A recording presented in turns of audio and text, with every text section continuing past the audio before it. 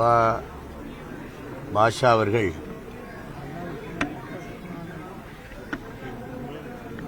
உயிரிழந்து விட்டார்கள் என்கிற துயரச் செய்தி அறிந்து நான் மிகுந்த மனவேதனை அடைந்தேன்.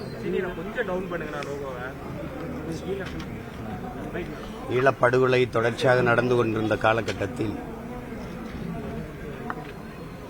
நான் பேசிய பல்வேறு பேச்சுக்களுக்கு என் மீது வழக்குகள் புனையப்பட்டு தொடர்ச்சியாக சிறைப்படுத்தப்பட்டேன். வந்தப்ப நானும் அண்ணன் கொளத்தூர் மணி, ஐயா மணியரசன் மூவரும் இதே கோவை சிறையில் ஒரு 50 நாட்கள் சிறைப்படுத்தப்பட்டோம். அந்தப்பதான் எனக்கு அப்பா பாஷா அவர்கள், அவரோடு இருந்த உறவுகள் எல்லோரும் எனக்கு நன்கு அறிமுகமானார்கள். நிறைய காலங்கள் நாங்கள் மனமிட்டு பேசிக்கொள்ளக்கூடிய அரிய வாய்ப்பை நான் பெற்றேன். அதுக்கு பிறகு அவ்வப்போது சிறை விடுப்பில் அவங்க வெளியில் வரும்போதெல்லாம் அலைத்தொடர்பில் என்னோட இணைவாங்க. இப்போ சமீப காலமாக இந்த மாதிரி சிறை விடுப்பில் வரும்போது என்னிடத்துல வயசாயிடுச்சு அப்பாவுக்கு, நீ இப்படியாவது போராடி எனக்கு விடுதலை வாங்கி கொடு, இனிமே கடைசி காலத்தில் நான் பேரம்பேத்திகளோடு இருந்துட்டு இப்படி என் வாழ்க்கையை முடிச்சுக்கிறேன்னு சொல்லி நான் தழுதலுக்க பேசுவாங்க. அது இன்னும் என் காதுகளில் கேட்டுக்கிட்டு இருக்கு. அப்போ நான் அதுக்கு என்னால் முடிஞ்ச வரைக்கும் நான் போராடுறேன், நீங்கள் நம்பிக்கையோடு இருங்கப்பா என்று நான் அப்போல்லாம் உறுதி கொடுத்தேன், வாக்குறுதி கொடுத்தேன். இப்போ தொடர்ச்சியாக நான் போராடி வந்தேன். அதை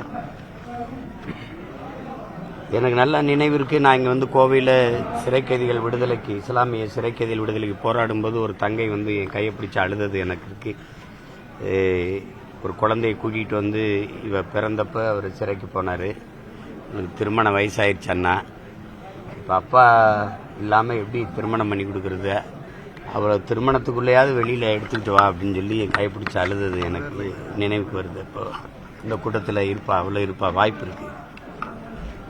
இது ஒரு பெரிய துயரம். இது விடுதலை அப்படின்னு நாங்கள் கேட்டது இந்த உலகத்தை விட்டு போகிற விடுதலை இல்லை, சிறை விடுதலை தான். ஒவ்வொரு முறையும் வாக்குறுதியை கொடுக்கிற ஆட்சியாளர்கள் அதிகாரத்துக்கு வந்த பிறகு அதை பற்றி கண்டுக்கிறது இல்லை. இன்னும் பல சிறை கொட்டடியில் இன்னும் பல பேர் சொல்லும்போது அப்பாவி இஸ்லாமிய சிறை கைதிகள்ங்கிறாங்க. ஆனால் அதிகாரத்துக்கு வந்த பிறகு அதை கண்டுகொள்வதே இல்லை. மிக கொடுமையானது, 3 சிறைவாசிகள் எங்களுக்கு உடல் நலிவுற்று போயிடுச்சு, அதனால எங்களுக்கு முன் விடுதலை வேணும் என்று உச்சநீதிமன்றத்தில் வழக்கு தொடுத்த போது நீதிமன்றம் விடுதலை செய்யுங்கன்னு சொல்லியிருக்கு. ஆனால் தமிழ்நாடு அரசு பதில் மனு தாக்கல் செய்து அவர்களை விடுதலை செய்தால் இங்கே இருக்கிற முக்கிய தலைவர்களின் உயிருக்கு ஆபத்து வரும், அதனால நாங்கள் விடுதலை செய்ய முடியாதுன்னு சொல்லுது. இதெல்லாம் எப்படி சகித்துக்கிறதுன்னு தெரியல. ஆனாலும் எங்களுக்கு போராட்டங்களை தவிர வேறு வழி இல்லை. அப்போ மீதி இருக்கிற சிறைவாசிகளையாவது வெளியில் கொண்டு வரணும், அதுக்காக தொடர்ச்சியாக நாங்கள் போராடுவோம். அதான் எங்கள்கிட்ட இருக்கிற கடைசி கருவி. இதில் அப்பாவுடைய மரணம், அதுபோல் அபுதாயிர் மரணம்லாம் ரொம்ப கொடுமையானது. 2 சிறுநீரகமும் பழுதாயிடுச்சு, அவனால் இயங்கவே முடியல, படுத்த படுக்கையாக இருக்கான். அந்த நிலையாவது அவனை விடுதலை செஞ்சிருக்கலாம். அவனும் அதே துயரத்தில் அப்படி, அவனுக்கு பேச்சும் வரல, அவன் பேசுறது யாருக்கும் கேட்காது. நான்லாம் மருத்துவமனையில் போய் காதை கிட்ட கொண்டு வச்சு கேட்குற அளவுக்கு அவன் நலிவுற்று போனான். அப்போ கூட விடுதலை செய்யவங்களுக்கு மனசு வரல. இது அப்படிதான் 7 பேர் விடுதலையும் இருந்தது. தொடர் போராட்டத்தால் இன்னைக்கு அந்த சிறை கதவுகளை திறந்து விடுதலை செய்ய வச்சிருக்கு. அதுக்கு கடைசியாக விடுதலை வர நேரத்தில் என் தம்பி சாந்தன் உயிரை விலையாக கொடுத்து மீதி இருக்கிறவங்களை விடுதலை செஞ்சுட்டான். அது மாதிரி அபுதாயிரனுடைய மரணம், என்னுடைய அப்பா பாஷா அவர்களுடைய மரணம், அந்த உயிர் தியாகமெல்லாம் இதுக்கு பயன்படணும். மீதி இருக்கிற சிறை கைதிகளை விடுதலை செய்யறதுக்கு பயன்படணும்.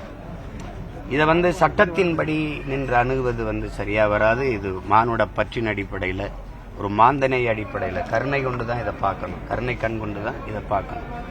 25 ஆண்டுகளுக்கு மேலே ஆயிடுச்சு, 1/4 நூற்றாண்டை கழிச்சுட்டாங்க. இனி போய் சிறையில் வச்சு சித்திரவதை செய்கிறது சரியா இருக்காதுங்கிறது தான் என்னுடைய கருத்து. அப்பாவுக்கு என்னுடைய புகழ் வணக்கத்தை செலுத்துகிறேன். அவரை இழந்து வாடுகிற என்னுடைய இஸ்லாமிய சொந்தங்கள், குடும்பத்தார், என் தம்பி, குறிப்பாக என்னுடைய தம்பி சித்திக், அவருடைய பேர பிள்ளைகள் எல்லாருக்கும் என்னுடைய ஆறுதல். அதை தவிர பகிர்ந்துள்ள எனக்கு வேற ஒன்றும் செய்தி இருப்பேன். எனக்கு மறுபடியும் அதிகாலையில் காலையில் வேலை, அதனால 7 மணிக்கு விண்ணுறுதி, அதுக்குள்ளே பங்கேற்றுட்டு போவேன். வாய்ப்பு இருக்கு. ஆளுநர் இதுக்கு நேரம் அது வீண் வேலை. அதாவது 10 ஆண்டுக்கு மேலே தண்டனை பெற்ற, சிறை தண்டனை அனுபவிச்ச எல்லாரையும் விடுதலை செய்யணுங்கிறதா நம்மளுடைய இது. கேரளாலாம் 7 ஆண்டுகள் விடுதலை பெற்றவர்களாம் சிறை தண்டனை அனுபவிச்செல்லாம் விடுதலை செஞ்சிருது. எல்லா மாநிலங்களும் இது செயல்பாட்டில் இருக்குது. குறிப்பாக ஐயா கருணாநிதி அவர்கள் முதல்வராக இருக்கும்போது 10 ஆண்டுக்கு மேலே சிறை தண்டனை பெற்றவர்கள் விடுதலைன்னு தான் கொண்டு வந்தாங்க. அதில் தான் அம்மா லீலாவதி கொலை வழக்கில், தா கிருஷ்ணன் ஐயா கொலை வழக்கில் இருந்தவங்கெல்லாம் விடுதலை ஆனாங்க, உங்களுக்கு தெரியும். ஆனால் அவங்க என்ன ஒரு சட்ட வரைவு கொண்டு வந்துடுறாங்கன்னா, ராஜீவ் கொலை குற்றவாளிகளுக்கும் இஸ்லாமிய சிறை கைதிகளுக்கு இது பொருந்தாதுன்னு ஒரு விதியை சேர்த்துடுறாங்க. உங்களுக்கு விளங்குதுன்னு நினைக்கிறேன். அதனால அது பெருஞ்சிக்கலாக இருக்குது. அப்போ அந்த சட்டத்தையும் தகர்த்து நாங்கள் போகணும். இப்போ ஆளுநர் உங்களுக்கு தெரியும், பிஜேபிக்கு ஒரே கொள்கை நிலைப்பாடு தான்.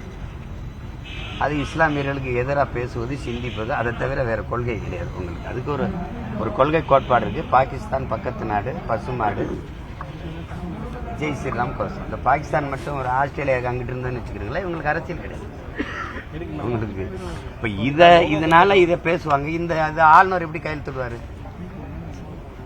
கையெழுத்திட மாட்டாருன்னு தெரிஞ்சே நான் முன்னகத்துறது எவ்வளவு பெரிய ஏமாற்று. விடுதலை செய்வோம், மறுபடியும் அப்புறம் பேசிக்கிற வேண்டியதானே. 8 கோடி மக்களால் தேர்வு செய்யப்பட்ட அதிகாரத்துக்கு இல்லாதது, மக்களின் பிரதிநிதித்துவத்தை பெற்ற ஒரு ஆட்சி அதிகாரத்துக்கு இல்லாதது ஒரு நியமன உறுப்பினருக்கு இருக்குன்னா, இது ஜனநாயகம் எங்க இருக்கு? மக்களாட்சி எங்க இருக்கு? நீங்க மக்களின் மனநிலைக்கு ஏற்பதானே நீங்க அரசாட்சி செய்யணும். அப்படி இல்லையே. ஒற்றை கையெழுத்து அவர் யார்? அவர் ஒரு நியமன உறுப்பினர், மக்களால் தேர்வு செய்யப்பட்டவரை. அப்ப அவருக்கு எல்லா அதிகாரம் இருக்குன்னா அப்ப தேர்தல் எதுக்கு? அப்புறம் மக்களாட்சிங்கிற வார்த்தை எது இருக்கு? அப்ப ஜனநாயகங்கிற சொல்றது இருக்கு. அப்பெல்லாம் எதுக்குது? அதனால அது இப்ப எங்ககிட்ட அதிகாரம் இருந்ததுன்னா கையெழுத்து அப்புறம் பார்க்கலாம் தர அப்படின்னா எவ்வளவு நேரம் ஆயிரும்? என்ன பண்ணுவீங்க? நீங்க ஒரு வழக்கு போடுவீங்களா? சரி, அந்த வழக்கை எதிர்கொண்டுட்டு போறோம், அவ்வளவுதானே நினைக்கணும். அதுக்கு ஒரு நோக்கம் இருக்கணும். அது இல்லை. இப்ப அது பேசி பயன் இல்லை.